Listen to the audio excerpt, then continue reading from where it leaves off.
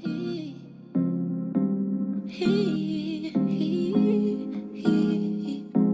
you feel so good when you fucking with a baddie. Baddie, baddie, baddie, baddie. When you fucking with a baddie. Baddie. Baddie, baddie, baddie, baddie. Hey guys, welcome back to Baddie Life Podcast. I'm your host, the best, aka Raquel Santiago. I've been away for, I feel like forever, but it's been a couple weeks I've missed, and I missed before that too, so I'm trying to get back on my shit. I've been going through so much shit, like, I don't understand. And in the midst of it, honestly said, fuck the podcast. I don't feel like doing this shit anymore, but I'll tell that story in a minute. But I want to thank you guys, to my fans, for just the love and the support and the nice messages. I was going through some shit with my brother, so I really want to thank you guys. I can't respond to everybody because there's just so many nice things in there. Hold on, my daughter's right here. Oh my God, no way, you're fucking up my podcast. Okay. Also, thank you to my sponsor. I love Bombshell. Listen to me, guys, on iHeartRadio, Apple Music, and Spotify. But today I have a special guest, and that special guest is me. I'm back. I've been gone for a while. So I am my own special guest today, and I said that because I literally went through like a lot of shit. My brother had passed away, so R.I.P. to my big bro, Matthew Santiago. I didn't take it that good. It was really I was fucked up. I was fucking up, getting fucked up, and I just like didn't care. Like, I didn't know how to hold on to like my strength. I just kind of gave up, and I felt so weak. I don't know, I just lost all my ambition. Hey, dude, be quiet, please. I lost my ambition. I lost like just everything. And in the midst of it, I was like, what the fuck? Like, I am a weak ass bitch. I mean, I understand you can cry and feel sad, and I understand that. But like, I feel like mine was way worse than that. It was like the end of the world. Like, I really thought I was gonna die, and I'm gonna tell this story. I literally thought I was gonna fucking die. I swear to God. Um, but just the pressure of tragic events happening to somebody that was like so close to me. That was my brother. We grew up together, and I just folded. I folded under pressure, under pain. I just collapsed, and I was like looking around. I'm like, what the fuck am I doing? Like, I'm a mom. I can't break. Um, Mommy, what? you can hear it? I could hear it. No, my brother had this on. You can't hear it. What did you say? You can't hear it. You can't hear it. I could hear it. I could hear it. So I'm a mom, and I remember my mother losing somebody very close to her, and she just totally went into this deep, deep depression. And depression was literally, it's always been behind the door for me. It's always been something I dealt with through my life. But this motherfucker was knocking like the police, like he was pounding. I was like, oh shit. I literally felt like I was opening up the door to that depression. But my mom went through some shit. She lost her mom and went through this really, really long depression. I'm talking like years. And I remember it because I was a kid and I was affected by it as well. And I just remember me being affected by that negatively, and I can't repeat that and do that to my daughter. So I really had to figure out how to pull through and find that strength again. So I kind of wanted to talk about like finding your strength. Um this is what really, bless you, homie. What do you say? You're welcome. You sneeze loud because it's loud. That's just why you sneeze loud. Okay, so sorry, she's just kind of distracting me.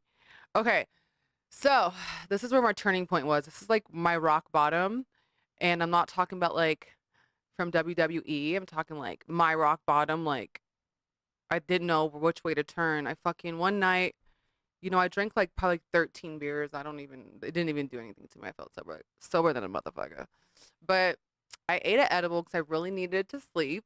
And I ate a really big piece of this edible that I know is very potent, which is from my friend's Motherhood. Oh my God, Motherload's Most Wanted. I'm actually repping their shirt. Really potent edible. And I ate a very big piece of that, and I swear to God, I thought I was gonna die. I had an epiphany. I was talking to God. Fucking, I felt God was on shrooms. And when I did that, I started tripping even more because I was like, why do I feel like this? This is not what edibles are supposed to feel like. And like, dog, I was tripping really hard. My heart was panicking. I thought I was gonna have a fucking heart attack. I thought I was gonna die. I was like thinking about my brother too. Oh my God, it was it's really bad idea on my part. I was thinking about my brother. I'm having a fucking panic attack. I almost wake up my roommate like multiple times, but I was like, no, no, you're fine, you're fine. I went and got ice cubes from the freezer. I had ice cubes all over me. I took a cold shower. I was praying with everything I had, and it was just a really crazy story. Like, I just had an epiphany. I wasn't taking care of myself, you guys. Like, this last month, I've not been taking care of myself at all. Let's just say that, okay? Um, but this epiphany really made me think differently because I swear to God, I was gonna die. I was Googling like edible stories, like people that got really high off edibles before, and I was reading their stories and their trips, which made me feel better. But I really felt like I was talking to God. I felt like my brother was there, and I felt like the devil was there. I don't really like edibles anymore. I think I'm gonna just pass on the edibles from now on. Um, but all in all, it kind of just made me think like, what are you doing? You're over here getting fucked up every day. Your life is off track. You're not taking care of yourself. You just lost your brother. Like, what are you doing? So what happens? So I thought to myself, what happens when something else happens to my life? Something else tragic? Because, we all die. I'm going to lose, everybody. So that's my first time losing somebody that was like really close to me. Um, and I just felt like a weak ass bitch. I felt so weak. And when I think about myself, I don't like when I see a picture of myself, I don't think like weak underneath. You know what I mean? I feel like I'm strong as fuck. And strength is really my second middle name. It's PTSD and then strength. I'm very strong and I've been through a lot of shit and I've always overcome it. But this was just a different type of pain. Losing my brother was really just different. And it was tragic, bro. What the fuck? I saw my brother with his leg cut off. Like, he was on life support. I was just like, what the fuck is going on? Like, we were just climbing trees. Like, it seems like just yesterday. So, anyway, if you guys are going through shit like this, just remind yourself, like, who you are. You know what I mean? Especially if you're a parent. Even if you're not a parent, you don't even have to be a parent to, like, be extra strong, but you need to be extra strong when you're parents.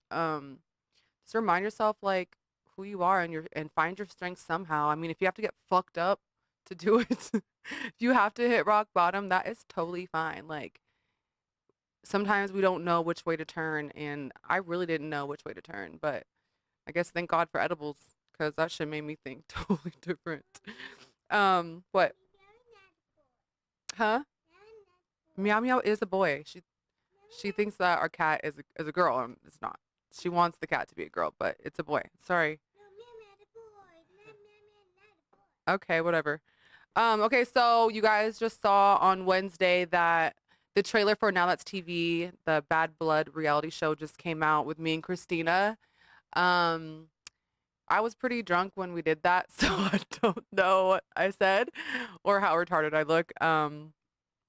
But I can't really talk about that, but it was fun. Now That's TV, they took care of us. They paid us real quick, by the way. I'm just gonna say that we didn't even leave the door yet, and they already gave us our back end to that.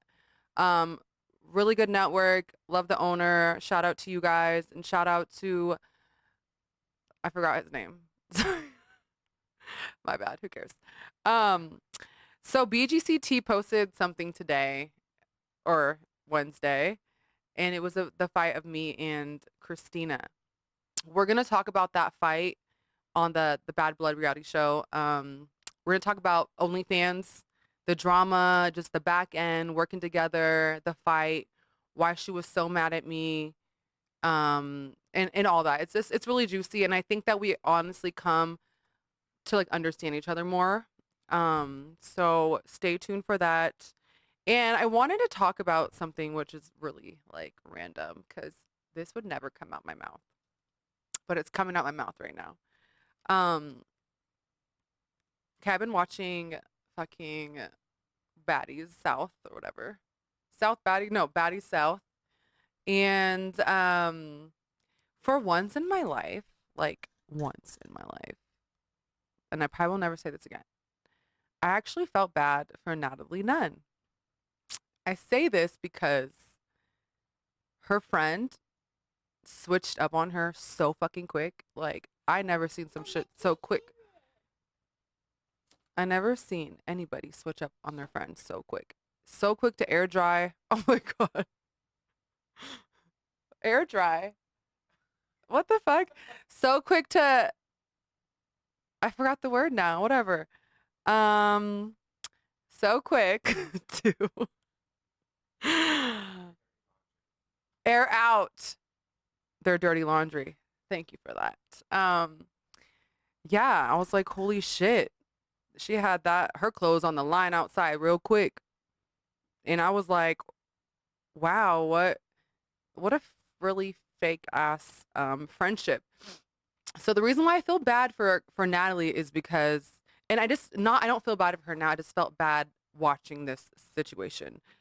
You know, I thought like this. I've been through so much where I've made friends that really weren't my friends. They acted like they're my friends. They wanted to be my friend, or they acted like that, right?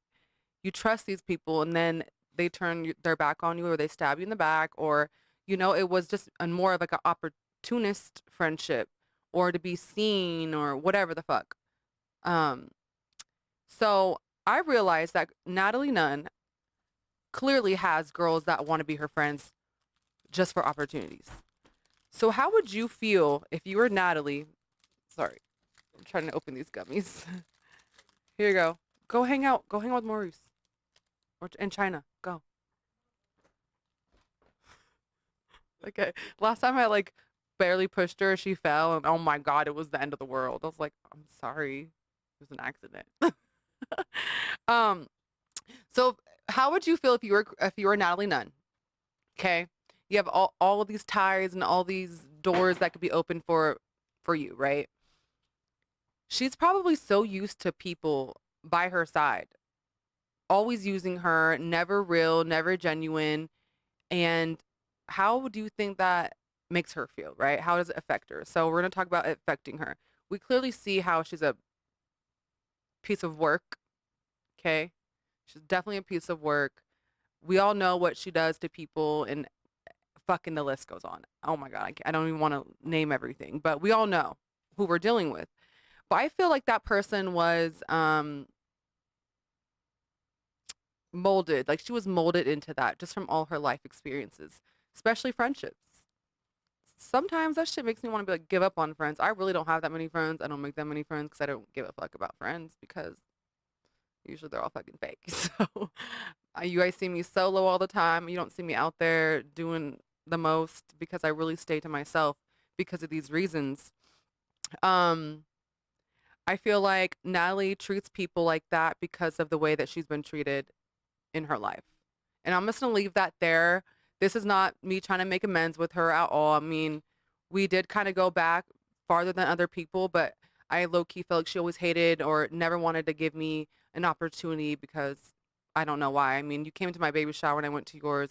Don't see, that's pretty deep and personal. So I don't understand, like, you know, you putting on your friends or people that you care about. I don't know who you would invite to your baby shower if you didn't care about them or didn't, you know what I'm saying? Whatever. I don't give a, I'm just trying to make a point. Sorry. Um, so Jayla brings up fucking Dubai. Like Jayla, like, listen. Again, this is not me sticking up for Natalie. It's not. But Jayla is trying to air out Natalie's dirty laundry and talk about Dubai. Bitch, Dubai was like back in quarantine. Like we talked about that shit hella long ago. Sarah said it. Everybody said it. The whole world was talking about it but you. But now all of a sudden, you want to talk about Dubai. Bitch, you went to Dubai. So what the fuck were you doing? How are you going to point your dirty ass finger at Natalie when you was on the same damn trip? You was on all the trips, to be honest with you. I think you went on the most trips, Jayla. Now you want to talk about it. Like, that's whack. That's hella whack. I'm not I'm not feeling it. I'm not feeling it. It's real old. But if if you have any questions, please comment down below because I would like to talk about them next week on my podcast. Um, Listen, one thing. Oh, hey. Okay. What do you guys think Jayla was doing out there in Dubai with Natalie? Drop a comment, okay? Um, it's just crazy how when you have friends and you trust them and you guys are not just friends, you guys are best friends. Like that's a title. That's a whole ass title. Best friends. Damn. And that's what you do? That's shady. That's fake. That's weird. It's really weird. Um, One other thing I didn't like from last week's episode is when Jayla called Rocky Balboa. Um, Bitch, no, that's me. And I am irreplaceable, so please don't disrespect me like that again. Thanks. Speaking of Rock, not Rocky Balboa, me, the other Rock, Krishan, Blueface Rock. Y'all saw fucking them getting a fight downtown LA somewhere in Hollywood. I just saw this video of Rock pulling Blueface, wouldn't let him go, like, because he was trying to leave her for cheating. I don't know if that's true or not, but he's found stuff in her phone. He thought she was solid, and he's trying to break up with her. Bro, I don't give a fuck how toxic my relationship with him would be. If I was her, I would stay because you got that fool tattooed all over you. You got tooth of him, neck. I don't know how many tattoos you have of Blueface, but I saw Krishan hit him first, like socked the shit out of him. Clearly he had a shiner, he had a black eye, and I'm like looking at the comments and everybody's like, "Oh, poor Rock, poor Rock, poor Rock." And I'm like, how about poor both of them? Because first of all, a dude does not deserve to get hit. Period. If you hit a dude, expect to get hit back. Period. That's how I feel. That's why I don't fight dudes. I'm not doing that shit. You got me fucked up. Unless you were like hella little and I really need to whip your ass, that's different. But relationship wise, no. You're in this full space, you're punching him, you're breaking his chain, pulling his shirt. Like, what is a dude supposed to do? He was trying to walk away. First of all, where the fuck was his security? That's a good question. If you guys know where his security was or think you know, drop a comment because that'd be really funny. I want to see your comments. Where was Blueface's security at? Do you have to go potty? What, number 1 or 2? Pee-pee or caca? Pee-pee? Can China take you? Can she go with you? Because she's a girl. Thank you. She has to go pee-pee.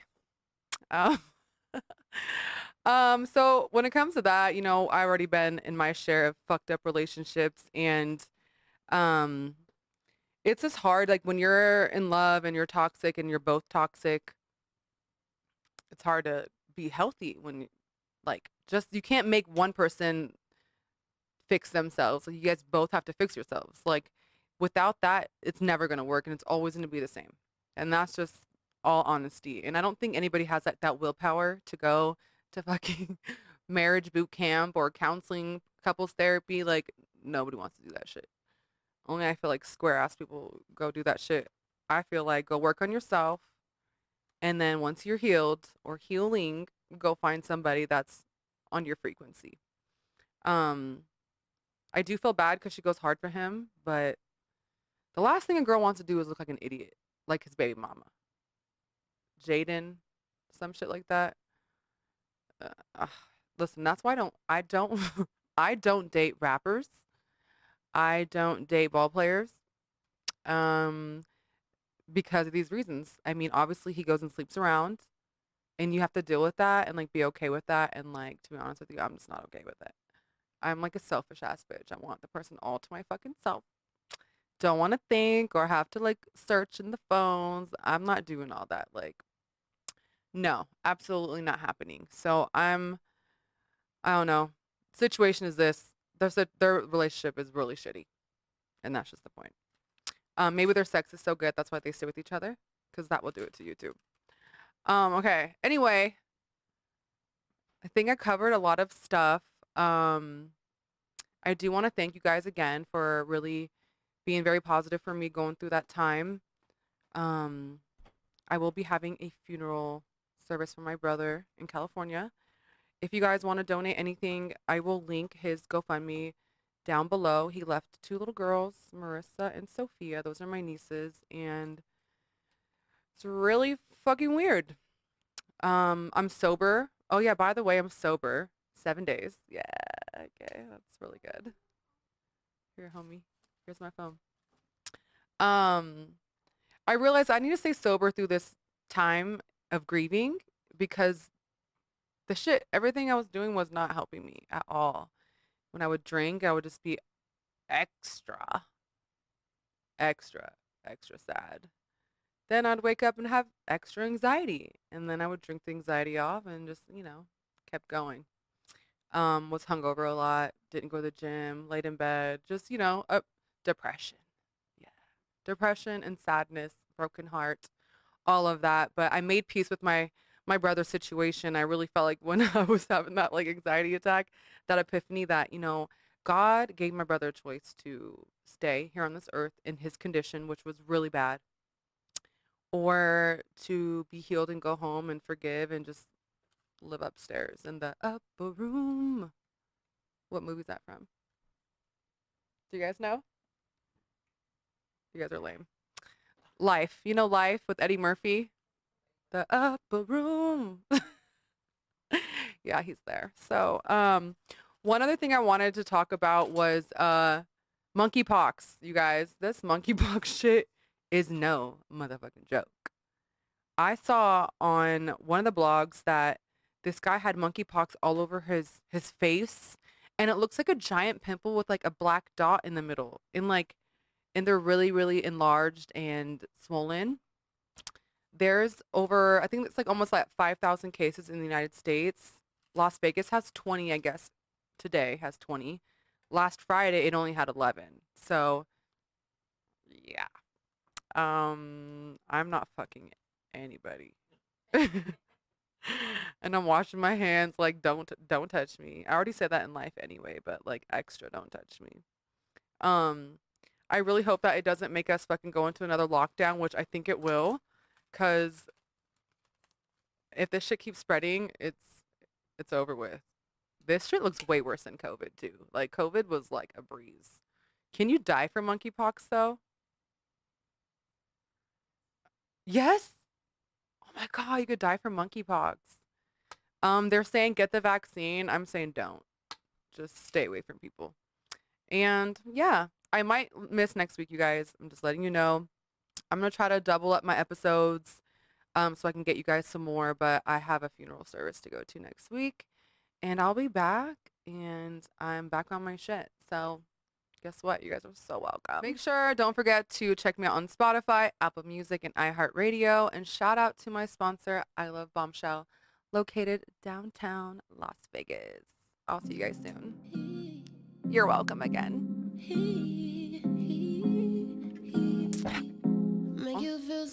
I still want a beer, but I'm not.